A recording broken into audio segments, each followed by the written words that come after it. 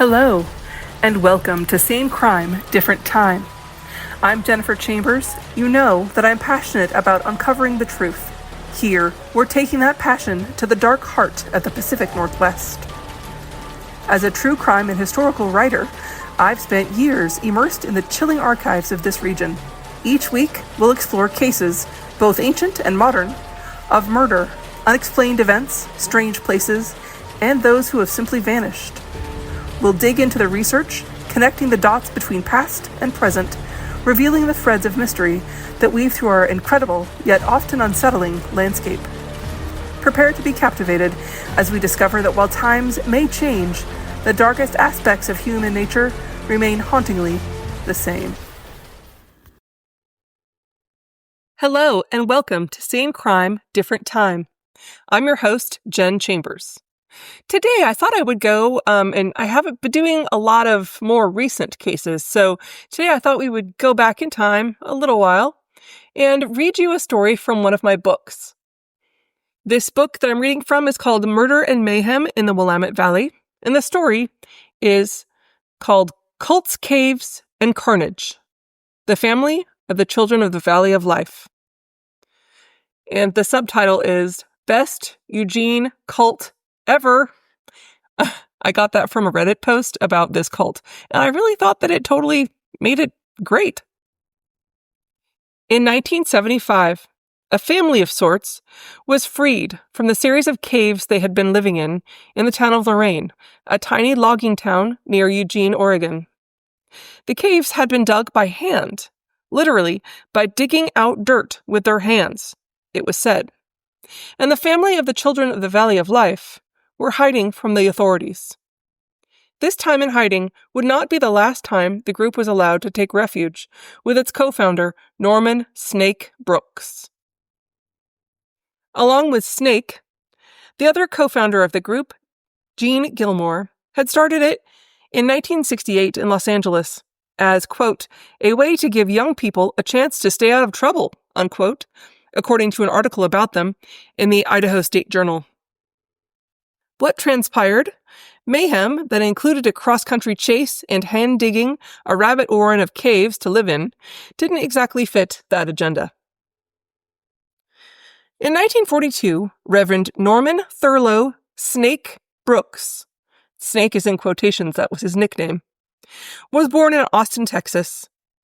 He was raised by only women, his grandmother and his mother, and he never knew his father. Life in Austin at the time, in 1942, was brutal for a black man. A particularly horrific account of his life from that time was recalled in an article for $1 magazine from February 1976. Quote, he was told in detail about a nearby slaughter of black people by a group of Texans. He was horrified and carried the memory into his adulthood, unquote. As a young man, he was ordained as a minister in his family's Baptist church. For a short time, he was its pastor, but he left both the state and his church career behind as he traveled west in the United States. He worked in restaurants, he worked in hotels, he worked as a chauffeur, and eventually as a musician. He had stints in jail for car theft, and he said that, quote, he was trying to get caught to learn the jail experience, unquote. During his time as a musician in California, in which he said he was successful enough to both be a studio musician and record his own unreleased album, he met Gene Gilmore in the later 1960s. They lived together, and they took in runaways to make their family, one that authorities would say resembled the Manson family, not just because the time period.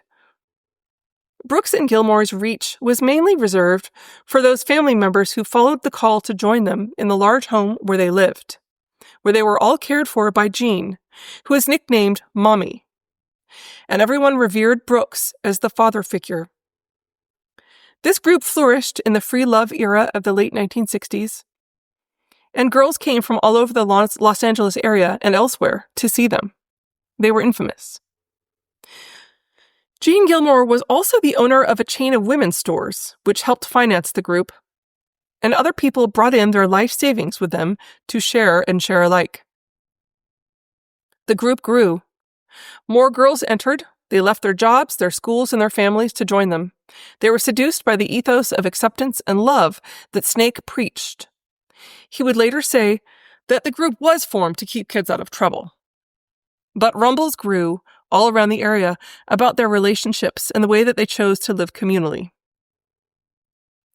Now, Brooks and company visited places all through the country. They were trying to find somewhere to make a permanent home where they could live as they pleased. This ragtag group looked around in various places to find people who were like them.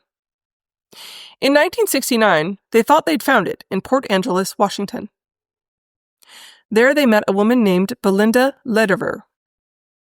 Originally from Missouri, Lederer had finished college and spent her early years wanting to be a nun.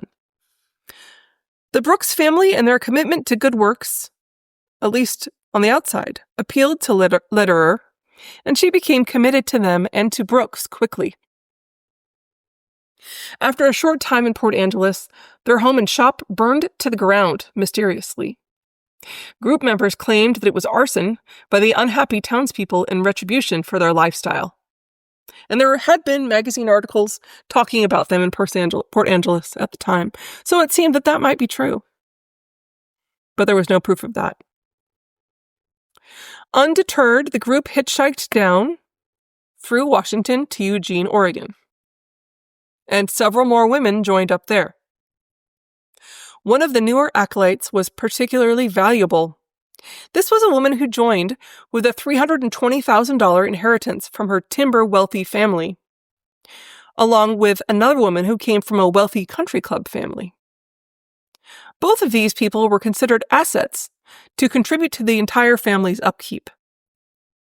Lederer and Snake had a son during this time, whom they named UNICEF, while another woman and Snake in the group had a son named Univas, Univass. I think I'm saying it correctly, but I'm not sure. Lederer and Brooks started a chain of restaurants themselves. At the time, it was called Lighter Brown, Darker Brown. This restaurant featured plain food and good portions, but absurdly low prices. To give you an example, to set the standard of that time, the McDonald's menu from 1972 would sell you a Big Mac for 65 cents, an order of fries for 26 cents, and coffee for 15 cents. Lighter Brown, Darker Brown, as it was called, sold their meals at a much lower price, like a cup of coffee for a nickel, and other foods were cheap accordingly. Their followers were encouraged to work there, I imagine, particularly if they were young and attractive. The philosophy of the Children of the Valley of Life was printed on their menus. It said, quote, "It's true today that the most important thing in business is to show as much profit as possible, usually money. But the lighter brown, darker brown owners are interested in a different kind of profit. Things that don't show up on the cash register. This is a family of people that only wants to give people a chance to find their own happiness.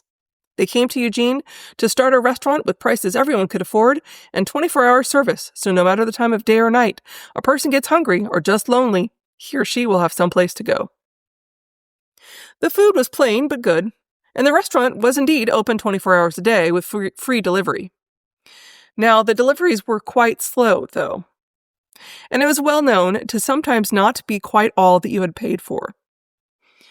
As kind of a funny aside, when I was researching this book, there were a lot of quotes that I found in different websites of people's experiences from that time. And also I did interviews of people who had been to the restaurant, because this is the area that I live in.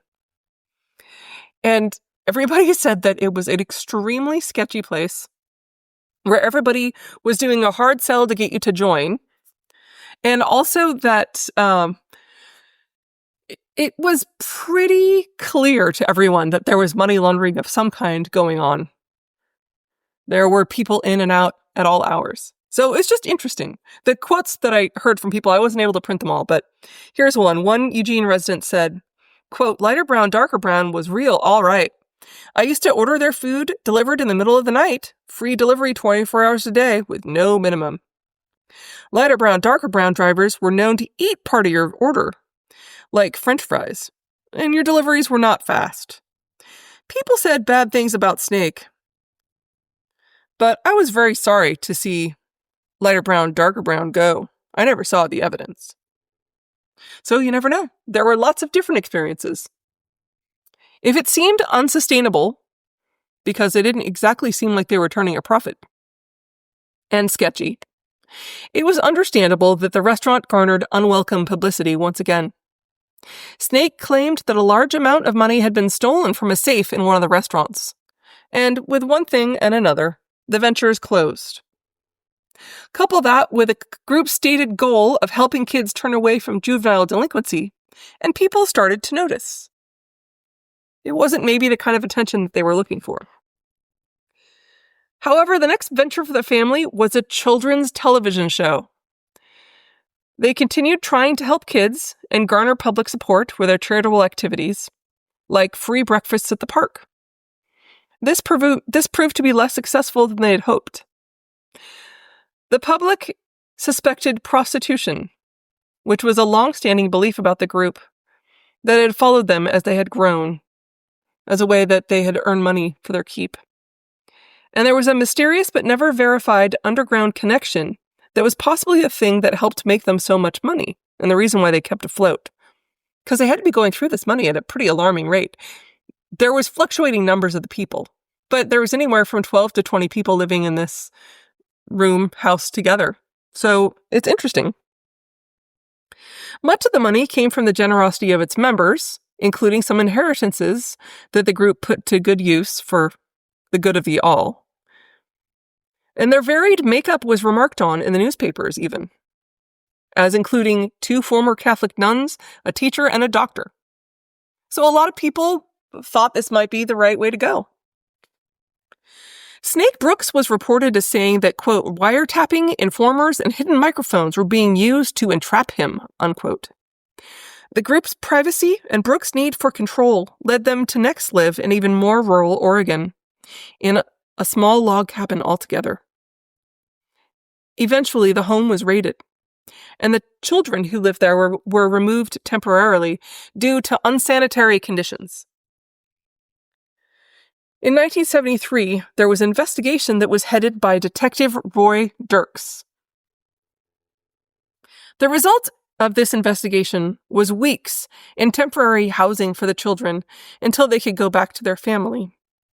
Brooks and company felt persecuted by Roy Dirks, perhaps because of that instance, and also perhaps because of Snake's increasing paranoia that was noted in several newspapers and by many members. A protracted battle with the authorities brought the children home again, and in 1974, it brought them back to the Lorain, Oregon area, where they did make their homes in an elaborate system of hand-dug caves, which they continued to work on and dig out. Pat Edwards mentioned this in her book Sawdust and Cider to Wine, A History of Lorain, Oregon and the Siuslaw Valley. She says, quote, they moved into 2 separate large caves on the Bureau of Land Management land. The first of the 2 was believed to have been originally built by Clarence Rattled and Lee Aldridge in their search for gold. The second cave was elaborately decorated when it was discovered. An article in the Eugene Register-Guard described these caves. The caves has a series of tunnels that went about 50 feet into the hillside. The main room was oval, about 15 by 20 feet, with a 12-foot ceiling supported by log beams. The walls bore large carvings of animal and human figures, and one carving bore the inscription, "The Children of the Valley of Life, entered here 1974, by Norman." Now, it's really great. Pat Edwards is a wonderful friend of mine, and I was able to get the photographs that she used in her book, and they are reprinted in my book. They're candids taken from locals exploring the caves before they were filled in. And so there's a picture of the carvings and a picture of these, and they were just basically trees that were carved to shore up the walls of the cave. It's really incredible that anyone lived there. It must have been so wet and so dark. Oregon is not exactly the kind of place that you want to live inside a hole in the ground. Anyway, I will put some of the pictures, I'll try to put those on my Instagram so you can see them. Townspeople say that the caves may originally built by local native tribes there before Romehild and Aldridge used them, but this was not corroborated. However, I did hear that, and I didn't print this, but I did, in lots of my research, hear that they had originally been part of a native cave system. Now, Belinda Lederer said that she was one of the sculptors of those weird-looking mud sculptures and wooden sculptures in some articles that I found in the Register Guard. But other articles don't name the artists other than to say they were quite talented. And I guess they were. They were strange looking, but, far be it for me. I shouldn't judge. They did carve it out of mud and dirt, so it's actually impressive. Other stories from the residents of Lorraine that told me, they have the family members walking up and down these country roads, barely clothed, or wearing seasonally inappropriate summer dresses as they walked to the store during a snowstorm. And everyone that I talked to, the country residents, tried to be welcoming to the family, but their strange behavior was very off-putting. And the locals were really confused about why they lived underground. Newspapers described the hand-dug home further, saying, quote, Bureau of Land Management employees who were notified that the group was living in the caves on BLM land without permission said that heads of cats and figures of women were carved into the earthen walls. There was also a 7-foot statue of a man carved to resemble Brooks. The relationship between Brooks and Gilmore was a husband-wife arrangement, as was the case with the 17 other women who were living in the group at that time, and who all called themselves Brooks' wives. The communal living family had 6 children between them as well, although only the 2 of them that I previously mentioned belonged to Snake Brooks. The family pretty much kept to themselves, according to the Lorraine residents. The women of the family were leery of outsiders, both due to the seizure of the children previously, and because Snake was having them all practice shooting with guns, something that not all of them were comfortable with.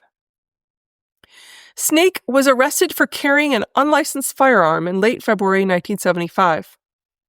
Shortly after that, they decided to head out to the woods for good, to be a family together, and to be away from those who had judged them. They drifted away to live in the forests around the Eugene-Springfield area, with the idea to live off the land as best that they could. So on April 16th, 1975, they had started to set up camp in a clearing off an isolated logging road. This was a landing near the mouth of the Blue River Reservoir and Dam. The members of the family were gathering near their transportation, which was a hand-painted van, which had broken down. Some of them were stationed up at the mouth of the road to warn the others in case anyone should show up and harass them. They said that Snake had organized them into sort of a mini militia in this way. It was a surprise, to say the least, to see that Detective Roy Dirks pull in. Although the group had been increasingly wary, Detective Dirks was reportedly a very good man and dedicated officer. At 38, he was a decorated policeman who was searching for clues or witnesses in a drowning nearby that was related to a cocaine case that he had been working on. Detective Bill Kennedy was Roy Dirks' partner at the time. He was grateful to have worked with Dirks on this case, the Brooks case, as he was a good detective and an empathetic one. He said, quote, Brooks was something like Charles Manson, unquote. He described him as a manipulative sociopath. When Roy Dirks got out of the car to confront Snake and company that day in 1975, he was greeted by the armed sentries and then by Snake himself. The situation was tense. Dirks denied being there specifically to hassle the group. Rather, he was there investigating that drowning nearby, and he saw the broken down van, and that led him to the encampment. One of the women cried foul, and Dirks replied that his incident notes from the drowning investigation in his car would prove what he said. She then dove into the front seat to look at his notes. The other guard, Belinda Lederer, was nearby. As one of the mothers of Snake's children, she was pretty invested in his well-being on a different level. The women in the police car verified Dirks' claim with his notes, but turned off the police radio. This woman may have also grabbed the keys, but accounts vary there. Now, Roy Dirks, who was perhaps thinking that she was going for the ignition, he turned back to his car and he went to get the keys or maybe turn the radio back on. Snake turned to bar his access in that direction, possibly in confusion, possibly to protect the women in the car, and he lifted his shotgun. Dirks deflected the rifle that Snake held and quickly drew his own weapon. But Belinda Lederer sighted her own weapon at that moment. She aimed and fired at Detective Roy Dirks, hitting him in the head and killing him instantly. A witness said that his head was half blown off. Whether her motive was fear, a feeling of self-preservation, or otherwise, she had killed the man whom the family saw as the greatest threat. In the immediate aftermath, the group hid Dirks's body. Several of the people present were sick seeing the carnage. Belinda Lederer is noteworthy as having been reported as violently sick. They piled branches and sticks over Dirks' body and ran away on foot. Brooks and Belinda Lederer were found quickly and arrested while they were hitchhiking along the side of the road outside Blue River, Oregon, which is west of Eugene. As Sheriff David Burks said to the Oregon Daily Emerald newspaper, "The bulk of the group ran as far and as fast as they could through the wilderness, but were found frostbitten and hungry after 3 days around 60 miles away from Eugene. All the women were arrested due to the condition of their children. They were all weary and cold after the 3-day hike in the snow. They were considered hindering prosecution after the crime. Although he had not held the gun that killed Dirks or was even within 25 feet of the weapon, Brooks was sentenced to 5 years for hindering prosecution. Both newspaper and magazine articles alleged that racism and misunderstanding had something to do with his sentence. The family women, save Lederer, were released. And then they were arrested again for a refusal to testify against Brooks, and then they were released again. This band of women lived together in Salem, Oregon for some time. Belinda Lederer was eventually found guilty of manslaughter and sentenced to 10 years, which was the maximum allowable sentence for that crime at the time. She was later interviewed by a psychologist who said that she shot Dirks during extreme distress and was operating under the assumption that they were in fear of their lives. Later, after she was released, she changed her name to avoid notoriety, and she lived in Lahaina, Hawaii to become a gallery owner. A circuit court transcription from March 11, 2003 is an interesting bookend to this story. Roy Dirks' estate brought a wrongful death suit against Brooks in 1975, and the property and money that she and Norman Snake Brooks possessed. Beverly Brooks, who was then known as Beverly Felice Benton Doherty, having changed her name, had first met Snake Brooks in 1973, when her daughter, Maureen Doherty, was living with the group. For the next 2 years, she visited her daughter in the group at least monthly. Beverly moved out from her husband's home and in with Snake's family in July of 1975. In January 1976, she obtained a divorce from her husband and was given a settlement of nearly $300,000 in cash. Beverly legally changed her name to Beverly Happy Brooks in August, and Maureen changed hers to Mary Brooks. Beverly and Snake decided to move the family away from the area in January of 1976, and that he would go there when he was released from jail. Beverly went to Maui with a briefcase full of $150,000 in cash to procure a property for them in both their names. When she found an unimproved property for $100,000, she wanted it to go to her godchildren, Snake Brooks' children, in the event of her and Snake's death. As he had had no will, the real estate agent told her that the easiest way would be to put Snake's name on the deed. She didn't engage a lawyer to help with this purchase and never mentioned buying the property in trust for the children. The escrow agents were informed by Beverly that she and Snake Brooks were husband and wife, since she saw him as her life partner, and thought that met the definition of being married. So she and Norman were listed on all the documents as co-owners, married partners, and joint tenants. She went back to Oregon to visit Snake in jail to tell him about the property, and at that time she met with an Oregon attorney who said that she could get his name removed from the deed, but she thought it was unimportant, so never did so. During 1976, Norman Snake Brooks, and Beverly Brooks signed papers, witnessed by a notary in Oregon, that authorized utility easements on the Hawaii property, and Norman designed a home that was built on the land. Norman Snake Brooks was let out of jail in August 10, 1978, and moved to that property on Maui. Just a short time later, on August 29th, 1979, the wrongful death lawsuit was settled in Roy Dirks' estate's favor, and they were awarded damages totaling $1.2 million, according to the court transcript. Because Snake and Beverly weren't legally married, their attempt to retroactively change their deed was denied, and so they were ordered to pay the damages with costs. So at least there was that. Norman and Beverly Brooks started a fish farm and a water-holding jungle park in Hawaii, and he became a fine art photographer. Brooks died in Maui on December 17th, 1916. As kind of an interesting post note, the Lane County Sheriff's Hall of Honor memorialized Roy Dirks on its website with the following: Detective Roy Dirks, April 11th, 1975. In memory of those who asked so little and sacrificed so much. Detective Roy H. Dirks was investigating a drowning incident in the Blue River area when he was shot and killed by Belinda Lederer, a member of Norman Snake Brooks' family. Lederer was convicted of manslaughter, and Brooks was convicted of hindering prosecution. Suspects belonged to a communal group that had prior contacts with Detective Dirks. Roy previously was a resident deputy in the Cottage Grove area. And as a kind of another fun little sub note, they've named a section of the highway after Detective Roy Dirks. Interestingly enough, I found out after this book was published that he's related to a friend of mine. So I didn't even know that when I was writing the book. And I was really glad that she liked what I had written.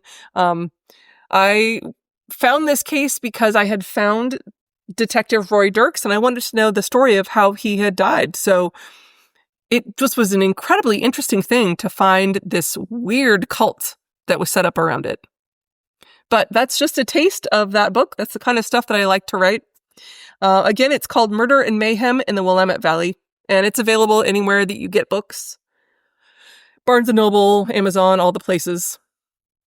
I'm so excited that I got to share this with you. It's one of the most interesting stories I've found and that I've written about. And it was interesting to me because it's got a local connection, and I was able to talk to so many people about it.